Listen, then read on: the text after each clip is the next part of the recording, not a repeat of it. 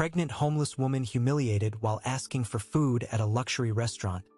But the millionaire's reaction shut everyone up. A cold, drizzling May rain was falling over Manhattan that Tuesday afternoon. Marina held her 8-month pregnant belly with one hand while the other braced against the freezing brick wall of an office building. Her swollen feet throbbed inside worn-out, tattered sneakers. The frayed coat she wore barely hid the grime accumulated from days on the streets. She wasn't always like this. Up until 6 months ago, Marina had a life. She wasn't rich, but she had dignity. She worked as a line cook at a diner in Queens, paid rent on a studio apartment, and saved a few bucks at the end of the month. The pregnancy was unexpected, but she was happy. The father, however, vanished the moment he heard the news. Things started to crumble too fast. The diner where she worked shut down overnight due to bankruptcy. Marina was left without a job, without severance, without anything. Being visibly pregnant, no one else wanted to hire her. Her savings melted away in 2 weeks. Then came the eviction notice. Then came the nights sleeping in crowded shelters. And finally, the nights on the street because even the shelters were at capacity. Marina was ashamed to beg. For weeks, she survived on leftovers she found near delis and bakeries. But now, 8 months pregnant and having barely eaten in 3 days, she felt she couldn't hold on much longer. The baby was moving less and less inside her. That terrified her. In that rainy afternoon, Marina looked across the street and saw the golden glow of Bistro Elegance. It was one of the most famous restaurants in the city, frequented by Wall Street tycoons, celebrities, and socialites. Marina knew they served plates that cost a fortune. She also knew that, at the end of the day, restaurants like that threw away a lot of food. She crossed the street slowly, hand protecting her bump. The doorman, dressed in a sharp black suit, saw her approaching and immediately furrowed his brow. Marina took a deep breath and tried to look as dignified as possible. "Please," she said, her voice raspy from dehydration. "I just wanted to know if there's any leftover food. It doesn't have to be anything special. Anything will do." The doorman looked her up and down with an expression of thinly veiled disgust. "This isn't a place for handouts," he snapped. "Beat it before I call the cops." Marina felt tears stinging her eyes, but she insisted. "Please, I'm pregnant. I haven't had a real meal in days. Just a plate of food, please." "I said get out of here." The doorman raised his voice, drawing the attention of people passing by on the sidewalk. "You're dirtying the entrance." Marina recoiled, humiliated. But hunger was stronger than shame. She looked through the glass door and saw the elegant dining room, tables with white linen cloths, crystal glasses sparkling under soft lights. There were few people inside. The restaurant seemed too empty for an establishment of that caliber. She took another step toward the door. "Lady, don't make me use force," the doorman said, stepping toward her aggressively. That was when someone walked out of the restaurant. It was a man in his 50s, silver hair perfectly groomed, wearing an impeccable Italian suit. He had a tired look on his face, but his eyes were sharp. He stopped as soon as he saw the scene. "What is going on here, Carl?" he asked, his voice calm but firm. The doorman straightened up immediately. "Sorry, Mr. Sterling. It's just a homeless woman insisting on begging for food. I'm handling it." Edward Sterling, the owner of Bistro Elegance. Marina had heard of him, a successful entrepreneur who had built a gastronomic empire in the city. She lowered her eyes, expecting more humiliation. But Edward didn't say anything to the doorman. He approached Marina and observed her carefully.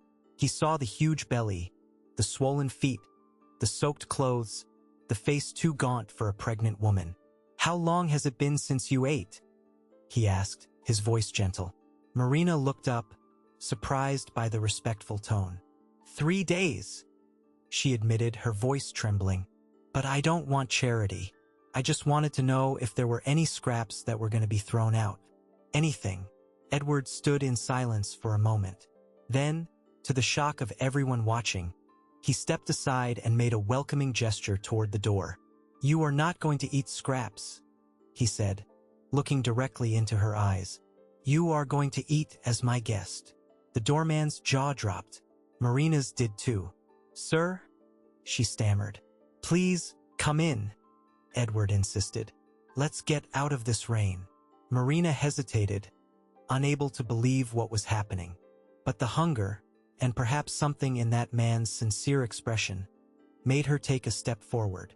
Edward opened the heavy glass door and ushered her inside. The dining room of bistro elegance was even more impressive from the inside. Crystal chandeliers hung from the high ceiling. The walls were decorated with expensive art. The marble floor gleamed, but Marina could barely pay attention to any of that. She could only think about the possibility of finally putting food in her stomach. Two waiters looked on in shock as they saw Edward guiding this dirty, wet woman to one of the best tables in the room, right by the window. He pulled out the chair himself for her to sit. "Bring water, please," Edward said to one of the waiters, who was still paralyzed, "and prepare the full tasting menu. Appetizer, main course, and dessert." "But sir," the waiter started, looking at Marina with evident discomfort. "Do as I ask," Edward cut in, his voice now carrying a touch of authority that left no room for questions. The waiter hurried off. Edward sat across from Marina. "What is your name?" he asked. "Marina," she answered, still in disbelief. "Marina Evans." "It's a pleasure, Marina. I am Edward Sterling, and I want you to know that in this restaurant, anyone who asks for food will be fed. It should have been that way from the start." Marina couldn't hold back the tears. They streamed down her dirty face, and she wiped them away with the back of her hand. "Thank you," she whispered. I don't know what to say." "You don't need to say anything," Edward replied with a kind smile. "Just tell me a little about yourself if you'd like. How did you end up here?" And so, while waiting for the food, Marina began to talk. She spoke about the job she lost, the apartment she was evicted from, the father of the child who ran away, the nights on the streets. She spoke about the constant fear, the shame, the feeling of having become invisible to the world. Edward listened with genuine attention. He didn't interrupt, didn't judge. He just listened, occasionally asking a gentle question to understand better. When the food started arriving, Marina could barely control the urge to devour everything at once. The appetizer was a creamy pumpkin ginger soup. Marina picked up the spoon with trembling hands and brought it to her mouth. The taste was unbelievable. Warm, comforting, perfect. She closed her eyes and felt the food going down, warming her body from the inside. "Slowly," Edward said carefully. "Your stomach has been empty for a long time. It's better to eat little by little." Marina nodded and tried to control her anxiety. But it was hard.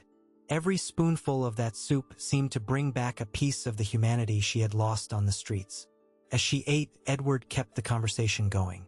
He asked about the pregnancy, about the baby. Marina said it was a girl, that she hadn't chosen a name yet because she was afraid of getting too attached without knowing if she could keep her alive. "You will manage," Edward said with a conviction that surprised Marina. "And you will see your daughter grow up healthy." After the soup came the main course, filet mignon with a red wine reduction, grilled vegetables, and truffle mashed potatoes. Marina had never eaten anything so sophisticated. Each forkful was an explosion of flavors. She ate slowly, as Edward had recommended, savoring every bite. Edward watched with satisfaction. But there was also something else on his face. Sadness, perhaps. Nostalgia. "Marina," he said after a while, "can I ask you a question? Have you worked with food before?" Marina stopped chewing for a moment and looked at him, surprised. "Yes," she replied. "I was a cook. I worked in several places. Diners, small restaurants, industrial kitchens. It was what I did best." Edward leaned forward, interested. "And were you good?" Marina felt a spark of pride cross her chest, something she hadn't felt in a long time. "I was very good," she said sincerely. "I learned to cook with my grandmother. She said I had a gift. It wasn't just following recipes. I knew how to combine flavors, create new dishes, adjust seasonings. People always complimented my food. Edward stayed silent for a few seconds, thoughtful. Then he got up and went to the restaurant's counter. He came back carrying a small brown leather notebook, worn by time. He placed the notebook on the table in front of Marina. "Open it," he said. Confused, Marina opened the notebook. Inside were handwritten recipes. The handwriting was delicate, feminine. She started flipping through the pages and suddenly, her heart raced.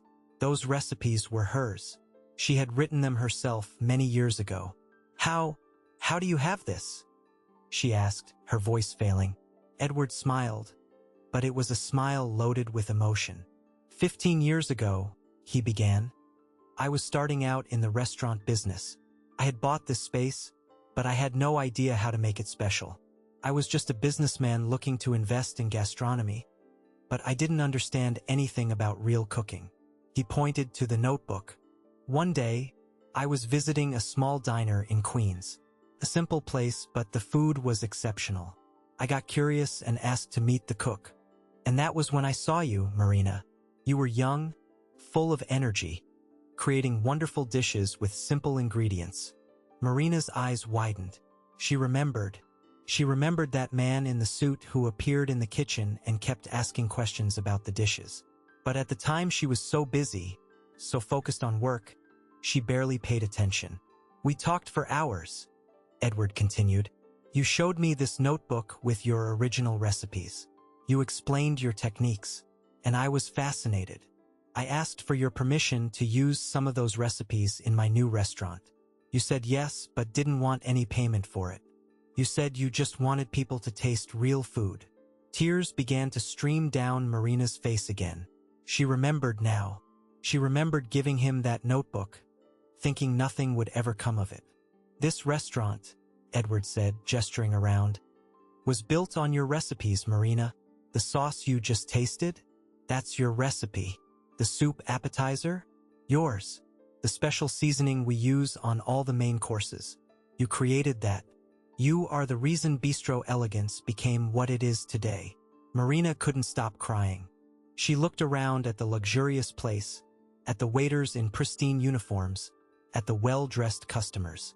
All of this had started with her recipes, with her talent, and she didn't even know.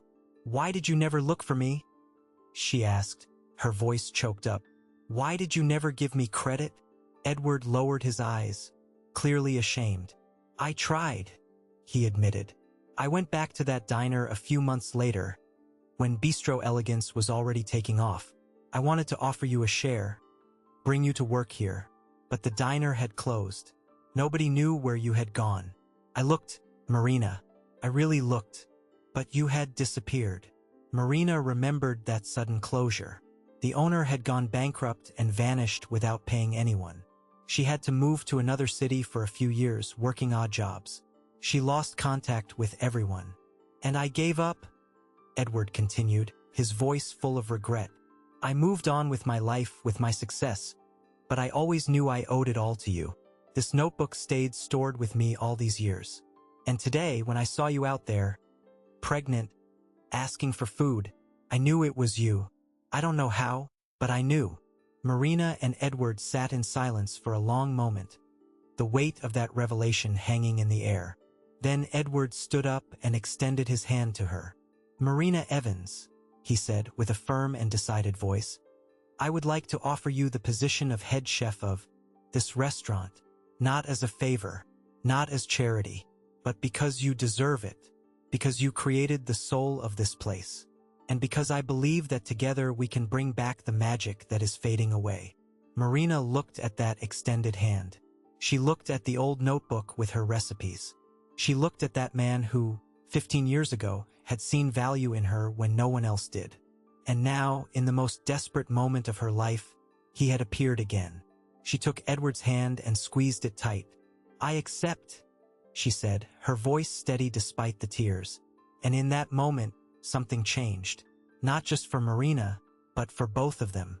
A connection that had been interrupted 15 years ago was finally reestablished. And this time, nothing would separate them. The other waiters and staff observed the scene without fully understanding what was happening. But they felt that something important, something that would change the course of that place, had just begun. And you, what would you do in Edward's place? Would you help someone living on the streets like that without hesitation? Leave in the comments what you think about his attitude. And if you are enjoying this story of fresh starts and second chances, leave a like and subscribe to the channel so you don't miss what comes next. Because Marina's journey is just beginning. Marina's first days at Bistro Elegance were surreal. Edward didn't just hire her. He arranged everything. He paid for a stay in a simple but clean hotel until she could find an apartment. He gave her a salary advance, bought her new clothes, scheduled doctor's appointments to check on the pregnancy. Marina couldn't believe the radical turn her life had taken. From sleeping on the streets to having a real bed. From starving to choosing what to eat. From being invisible to being treated with dignity. But she knew she couldn't just take. She needed to prove her worth. Edward had been clear. Bistro Elegance was in crisis. Despite its fame, the restaurant had been losing customers for months. The food was still good, but it had lost that special something that made people come back. Costs were high, competition in New York was fierce, and Edward feared he might have to close the doors. "I need you to bring back the soul of this place," he had said. "That magic your recipes had. That touch that made people feel they were eating more than food. That they were eating memory, affection, life." Marina accepted the challenge. But before starting, she needed to meet the kitchen and the team. On Monday morning, she walked into the kitchen of Bistro Elegance as chef for the first time. She was wearing a new uniform, white and spotless, but she felt strange there. All the other cooks looked at her with suspicion. They knew she had been homeless just days ago. And now she was their boss? The sous chef, a man named Roger, about 40 years old, was the most blunt. "With all due respect," he said, crossing his arms, "but we've been working here for years. How is a person who was begging for food on the street last week going to teach us how to cook?" Marina took a deep breath. She expected this reaction. "I'm not going to teach you how to cook," she replied calmly. "You already know how to cook. You are good. I saw it. But we are going to work together to create something new. Something people will remember." Roger rolled his eyes but didn't reply. The other cooks seemed skeptical too. Marina knew she would have to prove it in practice. So, that same morning, she asked for basic ingredients and started working. She prepared an updated version of one of her old recipes. A lemon risotto with sautéed shrimp and fresh herb finish. She worked in silence, focused, her hands moving with precision. Even 8 months pregnant, even having spent months on the streets, her hands remembered every movement. Chopping, sautéing, mixing, seasoning. It was as if no time had passed. When she finished, she served small portions for each team member to taste. Roger was the first to try. He picked up the fork with a bored expression, as if he were doing it only out of obligation. But as soon as he put the food in his mouth, his expression changed. He chewed slowly, his eyes widening. What seasoning is this?" he asked, incredulous. "Secret," Marina replied with a faint smile. The other cooks tasted it too, and one by one they were impressed. That wasn't just a good risotto. It was an exceptional risotto, something that really stood out. "All right," Roger admitted, still reluctant, but now with a tone of respect. "You know how to cook. But let's see if this works with real customers." And it worked. That same night, Marina put 3 new dishes on the menu. The risotto, pulled pork ribs with a tangy glaze and parsnip puree, and a deconstructed passion fruit mousse. The customers who tried them were amazed. Reviews started to improve. People started coming back. Edward was beaming. He saw the restaurant coming back to life. And he saw Marina blossoming too. She had started smiling again, moving with confidence, being who she really was. But not everything was perfect. Marina felt constant back pain from standing so long. The belly was heavy. Sometimes she needed to sit down in the middle of a shift. Edward insisted she rest more, but she refused. She wanted to prove she deserved to be there. "You don't need to prove anything," Edward would say. "You already have." But Marina was stubborn and determined. In the following weeks, they developed a routine. Marina arrived early, planned the day's specials, commanded the kitchen. Edward handled the administrative side but always stopped by the kitchen to see how things were. They talked a lot. About food, about life, about dreams.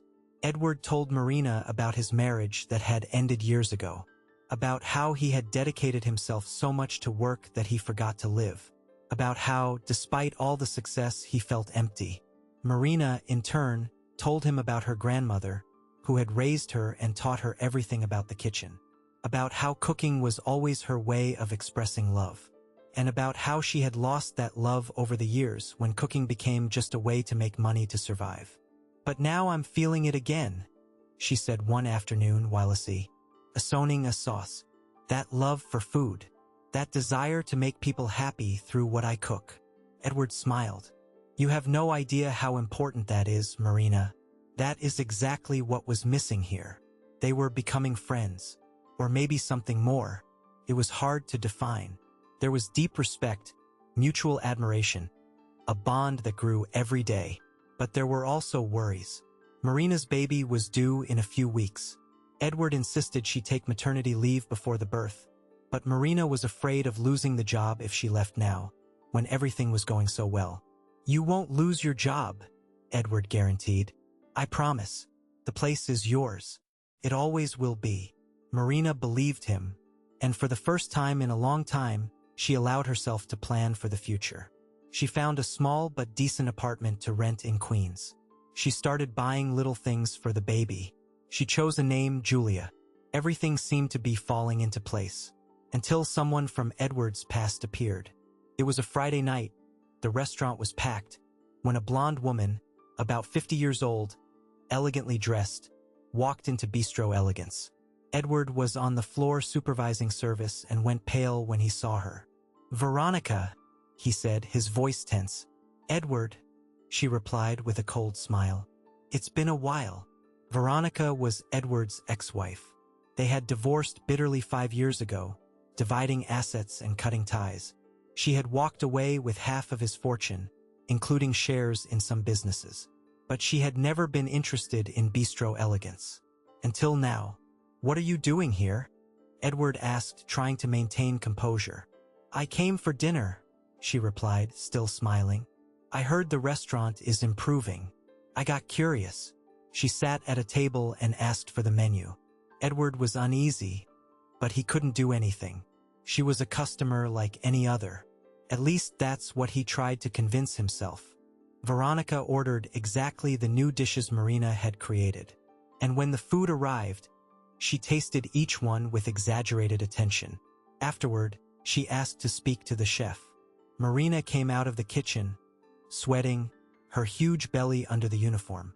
When she saw Veronica, something about her made her uncomfortable. The woman had a calculating look. "Are you the new chef?" Veronica asked, feigning surprise. "How interesting." "Yes, ma'am," Marina replied politely. "I hope you enjoyed the food." "I did," said Veronica. "Very talented." Edward always had a good eye for discovering talent. There was something in her tone that didn't sound like a compliment.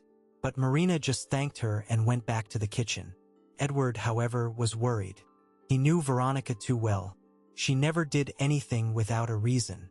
And the fact that she showed up right now, when the restaurant was turning around, was not good news. His fears were confirmed the following week. Veronica returned to the restaurant, this time not alone. She brought a lawyer and handed a notification to Edward. She was claiming full ownership of Bistro Elegance. Edward couldn't believe it. He called his own attorney immediately. After analyzing the documents, the news wasn't good. Veronica had found a loophole in the divorce settlement. She argued that Bistro Elegance had been built during their marriage, with recipes he had acquired at the time. Therefore, she was entitled to half the restaurant or even more, depending on how the judge interpreted it. Edward was devastated. He called Marina for a private chat in his office. "I need to tell you something," he said, his voice heavy. "And you aren't going to like it." Marina sat down, her heart tight. She already felt something bad was coming. Edward explained the whole situation. He spoke about Veronica, the lawsuit, the risk of losing the restaurant. And then he revealed something Marina didn't expect. She found out about you, he said. About your recipes. About how the restaurant was built on them. And she is using that against me. She's claiming I exploited you, that I never gave you due credit.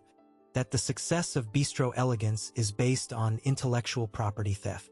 Marina was speechless. But you didn't steal from me, she said. I gave you the recipes.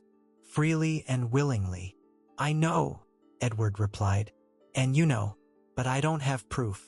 I don't have anything in writing. And Veronica is twisting everything to make it look like I used you and then abandoned you. She is using your story, Marina. She's saying you were left in misery while I got rich at your expense. Marina felt anger rising. That woman was manipulating her pain for her own interests. What can we do? She asked. I don't know, Edward admitted. My lawyer is trying to find a way out. But it's not looking easy. In the following days, the situation worsened. Veronica started spreading rumors through the press. Articles appeared on gossip blogs and news sites about how the famous Edward Sterling had built his empire by stealing recipes from a poor cook. The story was distorted, sensationalized, turned into something dirty. And although some people defended Edward, many others condemned him. Customers started asking questions. Some stopped coming to the restaurant. Marina was affected too. Reporters tried to interview her. She refused to speak, but her photo ended up leaking. Old photos of her on the streets, pregnant, dirty. Photos of her now working in the kitchen. The headlines were cruel. From homeless to chef. The woman robbed by the millionaire. Edward tried to protect her, but it was hard to control the narrative. And then Veronica made her final move. She offered a deal. Marina would testify in her favor in the lawsuit, confirming that Edward never paid for the recipes. And in exchange, Veronica would ensure Marina received a generous settlement. The proposal was delivered by one of Veronica's lawyers on a rainy afternoon. Marina was alone in the apartment when he knocked on the door. The man was cold, direct. Think carefully, Ms. Evans, he said. You have a daughter on the way. You need money, stability. Mr. Sterling is a rich man. He won't go broke if he loses this restaurant. But you can't afford to stand by him. Think of your daughter. Marina slammed the door in his face without answering. But the seed of doubt had been planted. That night, Marina couldn't sleep. She thought about everything. About how much she needed money. About how scared she was of going back to the streets. About how tempting Veronica's offer was. But she also thought about Edward. About everything he had done for her. How he had been the only person to treat her with dignity when she was at rock bottom. How he had believed in her. Would it be betrayal to testify against him? Or would it be justice, finally receiving what was rightfully hers? Marina was confused, exhausted, emotional, and 9 months pregnant, about to give birth at any moment. The next day, she went to the restaurant determined to talk to Edward. But when she got there, she found chaos. Edward was arguing with Roger, the sous chef, in the kitchen. I won't stay here being an accomplice to exploitation, Roger shouted. If what the news is saying is true, then I don't want to work here anymore. It isn't true, Edward shot back, exasperated. You don't understand what's happening. This is all manipulation. But Roger didn't want to hear it. And he wasn't alone. Other staff members were also unsure, questioning, threatening to quit. Marina saw all of that and felt a huge weight in her chest. All of this was because of her. Her recipes, her story. Everything had turned into a circus. And then, in the middle of that confusion, Marina felt a sharp pain in her lower abdomen. A different kind of pain. She grabbed the counter, panting. Marina! Edward saw her and ran to her. What is it? I think it's the baby, she said, her voice trembling. I think it's time. Edward didn't hesitate. He grabbed her by the arm and guided her out of the kitchen. Someone call an ambulance, he shouted. Fast. But an ambulance could take too long in New York traffic. And Marina's pains were getting stronger, more frequent. They couldn't wait. Edward put Marina in his car and sped off toward the hospital. On the way, Marina screamed in pain, gripping the seat, breathing deeply, trying to control the panic. "It's going to be okay," Edward said, driving as fast as he could through the chaotic Manhattan traffic. "You're going to be okay. Julia is going to be okay." "Edward," Marina said between contractions, "I need to tell you something." "Not now," he replied, focused on the road. "Yes, now," she insisted. "Veronica, she offered me money to testify against you." Edward said nothing. He just gripped the steering wheel tighter. "I thought about accepting," Marina admitted, tears streaming down. "I thought about betraying you, because I'm scared, Edward. I'm scared of going back to the streets. I'm scared of not being able to take care of my daughter." "I understand," Edward said, his voice choked up. "And I won't judge you, no matter what you decide to do. But I won't do it," Marina continued. "I won't testify against you, because you are the only person who believed in me when no one else did. And I won't forget that, ever." Edward felt his own eyes water. He reached out and held Marina's hand. "Thank you," he said. "Thank you for trusting me." They arrived at the hospital. Marina was rushed to the delivery room. Edward stayed in the waiting room, nervous, pacing back and forth. Hours passed. He knew nothing. No one came to give news. He tried to call his lawyer, the restaurant, but his head was elsewhere. He was thinking about Marina, about Julia, about everything that had happened. Finally, after what seemed like an eternity, a nurse came out and called for him. "Mr. Sterling? Ms. Evans is asking for you." Edward entered the room. Marina was in bed, pale, exhausted, but smiling. And in her arms, wrapped in a pink blanket, was Julia. Tiny, perfect, sleeping peacefully. "She's here," Marina said, her voice weak but happy. "She's okay. We're both okay." Edward approached and looked at that tiny baby. He felt something shift inside him, a tenderness he hadn't felt in years. "She's beautiful," he said, his voice hoarse. "Do you want to hold her?" Marina offered. Edward hesitated, but then extended his arms. Marina carefully placed Julia in them. Edward looked at that child and felt an immense responsibility, a desire to protect, to care, to ensure she had everything Marina didn't have. "I promise," he whispered, more to himself than to anyone else, "that I will do everything in my power to make sure you two are okay." Marina smiled, eyes full of tears of gratitude. But that moment of peace wouldn't last long, because out there, in the real world, Veronica was just starting her war, and things were about to get much worse. What would you do if you were in Marina's place? Would you take Veronica's money or stand by Edward? Leave the word loyalty in the comments if you'd stand by him, or money if you'd take the offer. And don't forget to like the video and subscribe to the channel, because the end of the story will surprise you. Marina spent 3 days in the hospital. Edward paid for everything: private room, doctors, tests. He visited her every day, brought flowers, fruit, talked about the restaurant. But both knew the legal battle was just beginning. When Marina was discharged, Edward drove her home. He helped carry the bags up the stairs of the simple walk-up building where she lived, organized things. Julia slept peacefully in the car seat. "You need to rest," Edward said. "Don't worry about the restaurant right now. Take care of yourself and Julia." "But what about the lawsuit?" Marina asked. "And the restaurant? Is everything okay?" Edward hesitated before answering. "No," he admitted. "Everything is not okay. Veronica is putting the pressure on. The judge ordered an audit of the restaurant. They want to investigate everything, from the foundation until now. And if they find any irregularity, I could lose everything." Marina felt a tightness in her chest. "But there isn't any irregularity. You always did everything right." "I know," Edward replied. "But Veronica is smart. She knows how to twist things.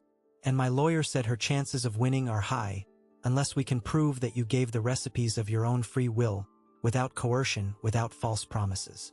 "But I did," Marina insists. "Ted, I remember. It was all voluntary. I know it was, Edward said, tired. But her word against mine won't be enough for the judge. We need concrete proof. And I don't have it. That night, after Edward left, Marina stayed awake looking at Julia. The baby slept serenely, oblivious to all the problems of the adult world. Marina felt a love so intense it hurt. She would do anything to protect that child. Anything. And that was when she remembered something. Something she had completely forgotten. 15 years ago, when she gave the recipes to Edward, they had talked for hours in that kitchen of the small diner in Queens.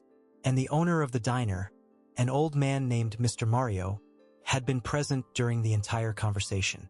He had even joked, saying Marina was giving away gold for free. Mr. Mario, was he still alive? Would he remember that day?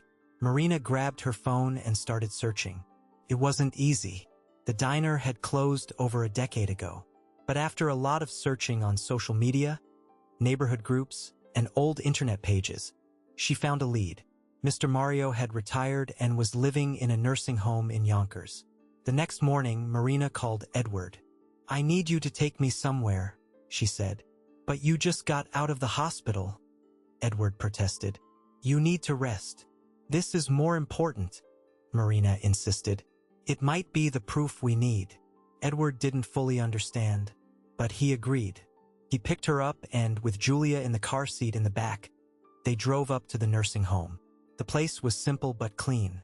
It smelled of disinfectant and hospital food. Marina asked at the reception for Mario Rossi. The receptionist checked the system and confirmed he lived there, in room 12. Marina felt her heart pounding as she walked down the hall. What if Mr. Mario didn't remember? What if he was too sick? What if he couldn't help? But when she entered the room and saw that white-haired gentleman sitting in an armchair reading a newspaper, she smiled. He was older, thinner, but it was him. Mr. Mario? She called out gently. The old man looked up and squinted, trying to remember who that woman was. It's me, Marina. Marina Evans. I worked for you 15 years ago, remember? Mr. Mario's face lit up. Marina, my girl. He stood up with difficulty and opened his arms. It's been so long. You grew up, became a woman. Marina hugged the old man affectionately. She introduced Edward and Julia. And then, sitting beside him, she told him everything. The whole story. From the moment she gave the recipes to Edward, through life on the streets, to the current lawsuit. Mr. Mario listened attentively, shaking his head occasionally, making exclamations of surprise and indignation. That's absurd, he said when Marina finished. That woman is inventing lies. I was there that day, Marina. I remember it clearly. You gave those recipes out of the goodness of your heart. You said you wanted more people to taste your food. You didn't want money, you didn't want anything. I even tried to convince you to charge something, but you refused. Edward leaned forward, hopeful. Do you remember that? For sure. Absolutely, Mr. Mario replied. My memory might be failing for some things, but that day I remember. It was special. You were an elegant young man, polite. You stayed for hours talking to Marina, writing everything down, and she was so happy to be able to help. She talked about it being her chance to leave a legacy. Marina felt tears flowing. It was exactly how she remembered it. Would you be willing to testify to that in court? Edward asked. Mr. Mario didn't hesitate. Of course. I won't let that woman destroy my Marina's reputation. Or yours, son. You seem like good people. Edward felt a huge relief. Finally, a witness. Someone who could corroborate the story and debunk Veronica's accusations. They left the nursing home with renewed hope. Edward immediately called his lawyer and reported everything. The lawyer said Mr. Mario's testimony could indeed make a difference, especially because he was a neutral witness with no financial interest in the case. But Veronica wouldn't give up easily. A week later, when Marina went back to the restaurant to visit the team, she found a terrible atmosphere. Roger and 2 other cooks had resigned. They said they didn't want to be part of a place built on exploitation. Edward tried to argue, explain, but they didn't want to listen. And then Marina saw Veronica. She was in the dining room, drinking wine, talking to some people. When she saw Marina, she smiled. A fake, poisonous smile. Marina approached. "What do you want?" Marina asked, her voice firm. "Me?" Veronica feigned innocence. "I just want justice, darling. You were exploited. Your recipes were used without fair payment. And I am here to ensure you get what you deserve." "You aren't doing this for me," Marina replied. "You are doing this for yourself. Because you want the restaurant. Because you want to destroy Edward." Veronica let out a cold laugh. "Maybe, but the result is the same. You get rich, I get the restaurant, and Edward learns not to steal other people's ideas." "He didn't steal anything," Marina said, her voice trembling with rage. "I gave those recipes freely and willingly, and I will prove it in court." Veronica tilted her head, the smile vanishing. "Prove it how, exactly? With your word? Do you think anyone is going to believe a former homeless woman over me?" Marina didn't answer, but her look said everything. Veronica had underestimated her. The trial was set for 3 weeks later. Edward was nervous. His lawyer had prepared everything, but there were still uncertainties. Veronica had a powerful legal team and many resources. On the day of the trial, the courtroom was full. There were reporters, onlookers, people from the food industry. The story had hit the headlines. Millionaire accused of exploiting poor cook. Marina walked into the courtroom with Julia in her arms. Edward was beside her, wearing a dark suit, serious. Veronica was on the other side of the room, surrounded by lawyers, confident. The judge, a man of about 60 with a stern appearance, began the hearing. Veronica's lawyers presented their allegations. They showed documents, contracts, old photos. They argued that Edward had built $1 million empire on Marina's recipes without ever giving her credit or payment. Then it was Edward's lawyer's turn. He called Marina to the stand. She went up to the witness box, nervous but determined. She told the whole story, from the day she met Edward to the present moment. She spoke about how she gave the recipes voluntarily, about how she never expected anything in return, about how Edward had been the only person to help her when she was on the streets. Veronica's lawyer questioned her harshly. He tried to make it look like she was lying to protect Edward. But Marina didn't waver. She answered every question with sincerity, looking directly into the judge's eyes. And then came the crucial moment. Edward's lawyer called Mr. Mario to testify. The old man entered the courtroom leaning on a cane. He went to the witness stand and swore to tell the truth. And then, with a clear and firm voice despite his age, he confirmed everything Marina had said. He was there. He saw it. He heard it. Marina had given the recipes out of the goodness of her heart, without charge, without false promises. Veronica's lawyer tried to discredit Mr. Mario, saying he was too old, that his memory was unreliable. But the old man was not intimidated. "My memory might fail for some things," he said, looking directly at the judge. "But I will never forget that day, because it was one of the last times I saw my cook, my girl, before closing the restaurant. That day was etched in my mind. And I know what I saw. There was no exploitation. There was generosity." After Mr. Mario's testimony, Edward's lawyer presented one more piece of evidence. He had found, in the restaurant's old archives, a photo taken 15 years ago, on the day Edward visited Mr. Mario's kitchen. In the photo were Edward, Marina, and Mr. Mario, smiling, with the notebook of recipes open on the counter. It was visual proof that the meeting had been friendly, collaborative, not coercive. Veronica paled when she saw the photo. She hadn't expected that. The judge analyzed all the evidence, heard all the testimonies, and then called for a recess to deliberate. The following hours were agonizing. Marina, Edward, and Mr. Mario waited in the courthouse hallway, nervous, praying. Finally, the judge returned. After carefully analyzing all the evidence presented, he began, "I have reached the conclusion that there was no exploitation or intellectual property theft.